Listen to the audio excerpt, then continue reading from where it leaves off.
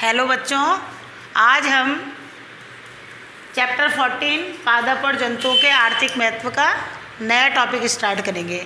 अभी तक हमने पादपों के आर्थिक महत्व के बारे में पढ़ा कि पादपों से हमें अनाज, दाल, सब्जियां, फल, तेल, मसाले, इसके अलावा औषधीय पादप, रेशे उत्पादन करने वाले पादप, इमारती काष्ठ जिनसे हमको लकड़ियाँ मिलती है, इन सब पादपों के बारे में हमने पढ़ा और इन सब के हमने वानस्पतिक नाम या बॉटनिकल नेम पढ़े। अब जो नेक्स्ट टॉपिक है वो है आपके जंतुओं का आर्थिक महत्व। अब जंतुओं के क्या आर्थिक महत्व है, इनसे हमको क्या लाभ है, इनको पालने से, इनके बारे में हम पढ़ेंगे। तो सबसे पहला आपका टॉपिक है वो है मधुमक्खी पालन।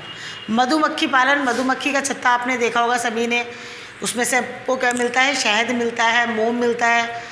तो आजकल मधुमक्खियों का पालन किया जाता है, मधुमक्खियों को पाला जाता है शहद और मोम की प्राप्ति के लिए।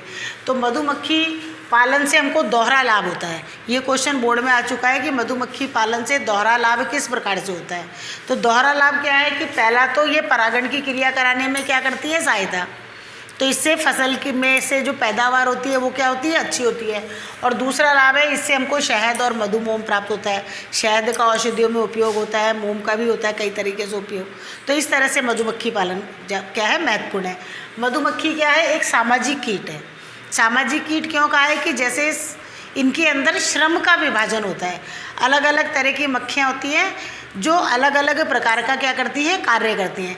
तो एक छत्ते के अंदर 3 प्रकार की मधुमक्खियाँ पाई जाती हैं। कितने प्रकार की पाई जाती हैं, 3 प्रकार की, रानी, नर और श्रमिक। तो इन सबका कार्य छत्ते में क्या होता है, अलग अलग होता है। जैसे रानी मक्खी का कार्य क्या है, अंडे देना, और पूरे छत्ते के ऊपर क्या करती है, नियंत्रण करती है, यानी देख रेख का कार्य करती है। जो नर है वो रानी मधुमक्खी को जीवन भर के लिए क्या करता है, शुक्राणु प्रदान करता है, यानी निषेचन की क्रिया कराता है। तो उसके बाद में नर या तो मर जाता है या उसको छत्ते से क्या कर देते हैं, बाहर निकाल देते हैं, जिससे उसकी अपनी बाप की क्या हो जाती है, मृत्यु हो जाती है। और तीसरी जो मक्खियाँ होती हैं वो होती है श्रमिक।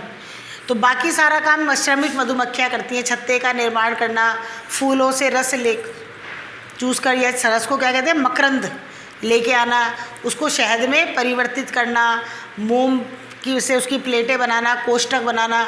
तो ये सारा कार्य कौन करती है, श्रमिक मधुमक्खियाँ करती हैं। तो रानी जो मधुमक्खी है वो 2 प्रकार के अंडे देती है। कितने प्रकार के अंडे देती है, 2 प्रकार के, निषेचित और अनिषेचित।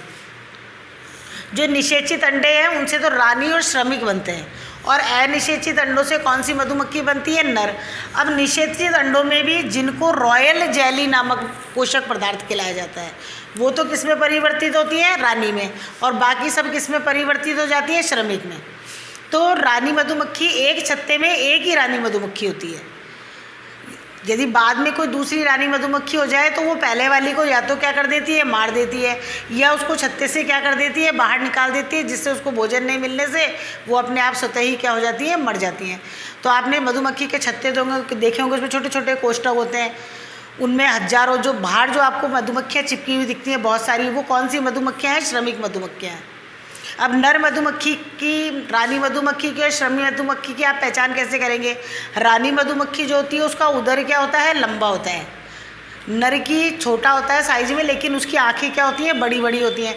और बाकी जो बहुत छोटी छोटी मधुमक्खियाँ होती हैं साइज में, वो सारी क्या होती हैं, श्रमिक होती हैं।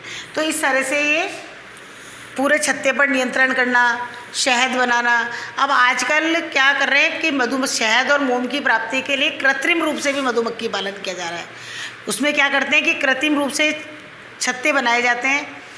किसी भी बॉक्स, धातु का एक बॉक्स होता है, उसके अंदर मोम की परत लगा करके प्लेटें लगा देते हैं, और छोटे छोटे से उसमें क्या होते हैं, कोष्ठक होते हैं, और किसी भी गार्डन में उनको किसी भी पेड़ पर क्या कर देते हैं, लटका देते हैं।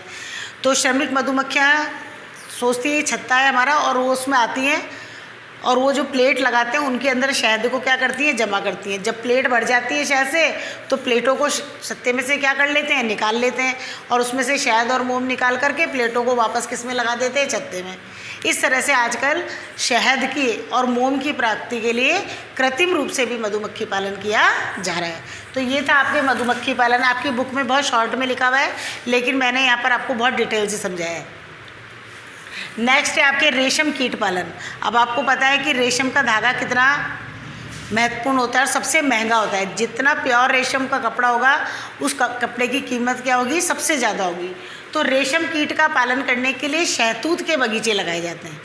रेशम जो कीट है वो किसके ऊपर पलते हैं? शहतूत के पत्तियों पर। तो शहतूत की पत्तियों पर इसकी जाति है बॉम्बिक्स मोराई, जिसको कहा जाता है, उनमें शहतूत की पत्तियों पर इसका पालन किया जाता है। यह आर्थ्रोपोडा संघ के इंसेक्टा वर्ग के लेपिडोप्टेरा गण का क्या है? सदस्य है। अब इसके जीवन चक्र की 4 अवस्थाएं होती हैं। अंडा, लार्वा जिसको हम क्या कहते हैं? कैटरपिलर कहते हैं, प्यूपा और वयस्क। जो लार्वा हो सबसे लंबा होता है, कैटरपिलर ये तेज़ी से शहतूत की पत्तियों को क्या करता है? खाता है, और खा करके आकार में क्या होता है? ये बड़ा होता है।